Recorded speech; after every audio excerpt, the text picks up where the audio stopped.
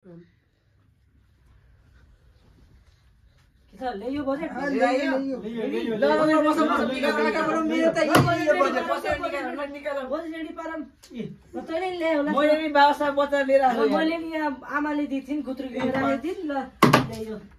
कति भयो टक्क हाम्रो त 135 रुपैयाँ भएछ केटा हो कतिका यत्रो जागिर अनि मान्छे पनि यस्ता हालत छ यहाँ 20 रुपैयाँ नोट बगेर आछ थुक्क कति भयो कति भयो थाहा छ 135 कति भयो 135 के हुन्छ कसरी हेर्न जाने म्याच हावा कुरा गरेर हुन्छ यस्ता हावा गरेर हुन्छ कसरी जाने अब एनबिएल हेर्न हुन्छ 500 को एउटा टिकट छ 4 जना छम अब गएर दुध डेरीमा गएर हामीले दुध किनेर अब वही गएर म्याच हेर्न पर्यो ए एकदम बढिया भनिस् त अब 120 रुपैयाँको दुध आउनु भयो जान पर्यो केटा ल डायरीमा गएर म्याच हेर्न के भयो त डायरीमा हेर्न यत्रा जागिर सबै त हेर्छन् स्यालेरी खोइ स्यालेरी त अब यही त हो स्यालेरी हो यो ल बाबा डेरीमा त त्यहाँ सबले हेरेर हुन्छ दुधको बारेमा लिएर घरमा टिभी पनि छैन के गर्नु हेर ल यस्ता तोरी ठुला मान्छे